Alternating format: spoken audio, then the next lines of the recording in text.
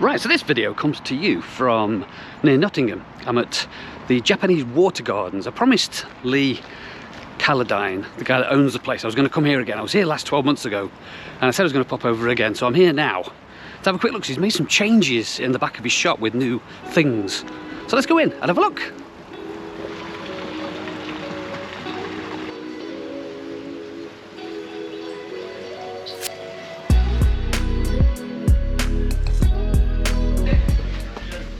Look what I've found, a Cockney Koi 5000 multi-bay. So the one I've got at home is a 10,000. This is a little itty bitty 5000. Ah, fantastic. Look at that, old school filters. You can't, well, I personally think you can't beat them. But you know, there's lots of other filter systems out there that lots of other people use, but I've not seen one of these for ages. Little 5000. Bless it.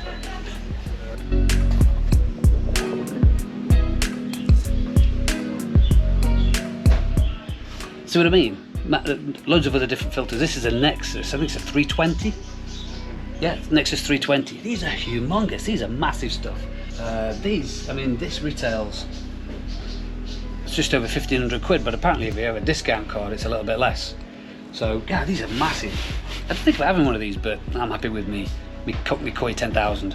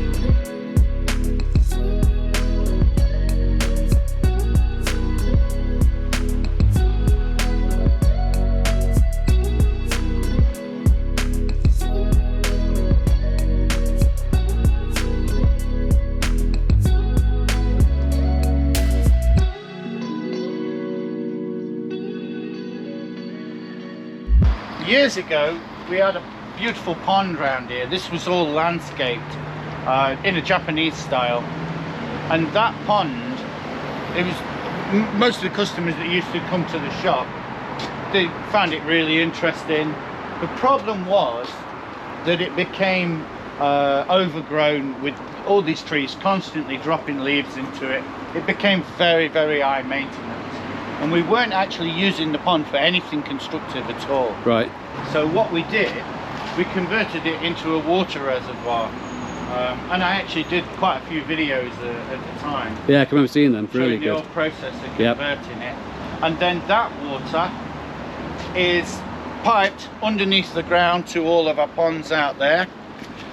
This year, during the winter, we had a couple of tanks that have been standing there since day one when we built all these ponds, and I absolutely hated them. I thought they were very unsightly, completely out of place. So what we did is we moved it all around here and we set 4 of these tanks up. So you've got 4 separate tanks. Each of the tanks has got a bottom drain, and the pipe work is buried underneath the concrete. The water goes through the concrete and into the filter system. We designed all this ourselves. We didn't buy anything, we just used the old tanks that we'd got lying around. Fantastic. And we've made it looking a bit murky today actually. I think we've got the UV turned off at the moment. We're not really interested in the water being crystal clear in them tanks. Yeah. There is a UV, I don't think it's even switched on. Because really, you only make it crystal clear for us to look, really, don't you? Yeah, so what we use this for is we use it as a temporary holding facility when we've sold fish on the internet, or when someone's bought something online and we're waiting for them to come to the store and pick it up.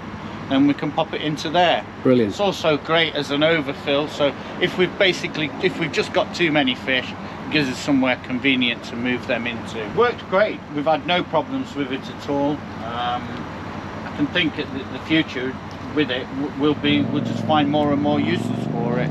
Tied it up. I've been watching Lee do these. If you go back onto his videos, you go to Japanese Water Garden on YouTube videos, it'll show you how he created all these. And he mentioned back there then that the water's not very clear in these at the moment. You know, that we only make the water clear for us to go, as pond keepers managing fish, we only, you know, make the water nice and clear for us to be able to see the fish. You know, the fish don't mind being stuck in, you know, dense algae. In fact, I think sometimes, am I right in saying that the fish quite enjoy stuck in like algae mud beds, and you know, they don't mind. You know, it's just that we like to make it nice and crystal clear so that we can look at the fish. So, you know, if you're like, oh, I've got loads and loads of algae, it's harming the fish. No, it won't harm your fish. Your fish won't mind it at all, to be honest. See, Lee's going on, oh, the water's not very good. He's got high standards, this guy, obviously. Oh, so you used to sell these tanks then? Yeah. Wow. We used to be a big distributor of them. Wow. Sending them all over the place. We've got some tea here for you. Tea's arrived. Tea, coffee. Thanks very much. Top man, thank you ever so much. Thank you. Cheers, everybody. These are interesting. I mean, that's quite surprising how well that works as a skimmer. And all that is literally just a 1.5 inch pipe and a 90-degree bend sticking through the tank. It's actually under the water as well, isn't it? It was just literally lipping. Ever so slightly, yeah. It's like literally a millimetre or two under the water. I've been messing around with it, a few different sort of designs. This one's slightly different. That back. This one, you can see how you alter the height of it. Ah, yeah, well, yes, I understand, yeah. When it's running at high, it won't pull a lot of the water surface, but when you set it at the right level, it'll drag everything in. So, question. You've got loads of stock in here and not out there. Why is that? Well, some of these fish are already sold, and we've got most of these varieties out on sale already. Okay. And these, over the next week, they will all end up out there. Anyway. Right, got you. It's getting toward, you know, near to the end of the season. Yeah, definitely. Now. Yeah, okay. Cool. Our quarantine building is actually inside, and I feel it's necessary to bring them out, get them used to being out in the daylight before you actually put them straight into the tank.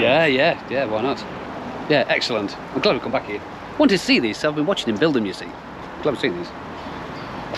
Nitrite is an interesting thing that a lot of people, I think, don't understand sufficiently to be able to interpret it properly. Yep.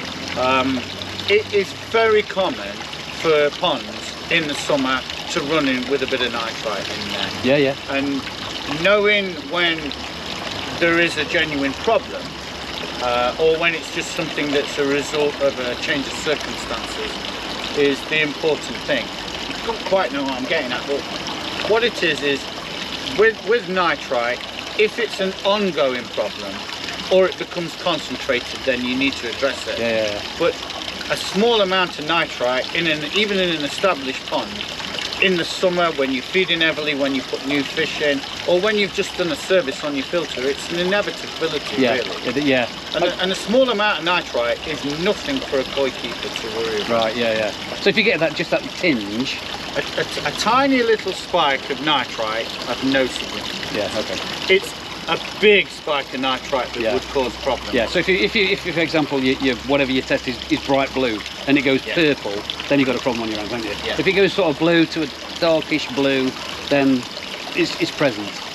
Okay, cool. Yeah. I think if you tested the water in 9 out of 10 of the customers' ponds, last year, for instance, when we had that 40-degree spell, they would have run some nitrite there. Oh yeah, it would have been present. Yeah, definitely. And it would have been there for a few weeks. They cooled down, the filter caught up, and everything. But nitrite completely different to ammonia. I mean, you should never be reading ammonia, of course. That's got to be zero. Completely different. To ammonia. Yeah, okay. Much more dangerous, but much easier to get rid of as well. Yeah.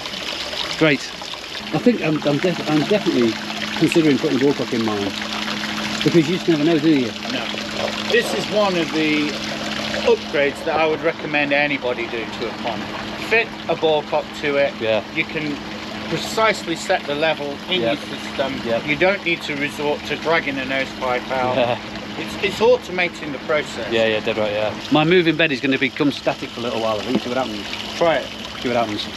You can't knock it till you tried it, can you? No. Might work better than you think. I think you might be right. Some of the moving beds, though, are necessary. Like in this drum filter, for instance. Yep. It has to be a moving bed, otherwise it wouldn't function as a boiler. Yeah, got you, yeah. Because the whole process of moving the bed around Yep. is what's actually circulating the water through the media. Yeah.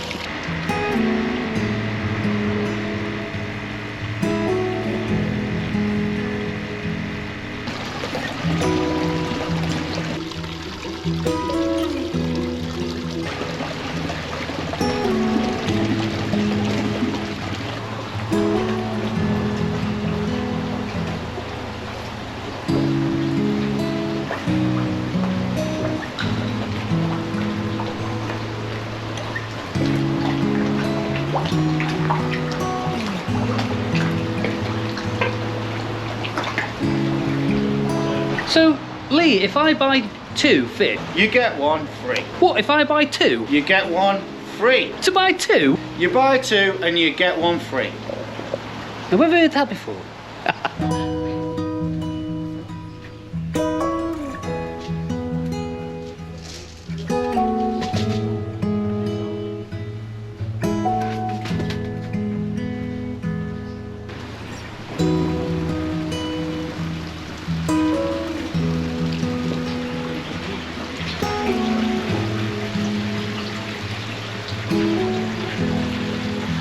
Right, fantastic. I always enjoy a visit up to see the Japanese water garden. Lee and Wendy, bless them, they're just ace people. I've come away with a few things, some hydrogen peroxide.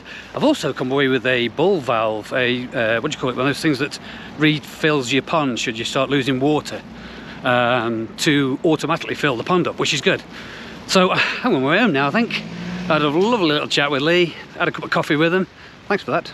And I'm going to make my way home now, so thanks for watching. If you enjoyed the video, click the like, in the other hand. I don't know what's going up there, I don't know what video's going there. And anyway, subscribe, like, share, ding the bell for notifications. Thanks very much for watching. Quite Lifestyle.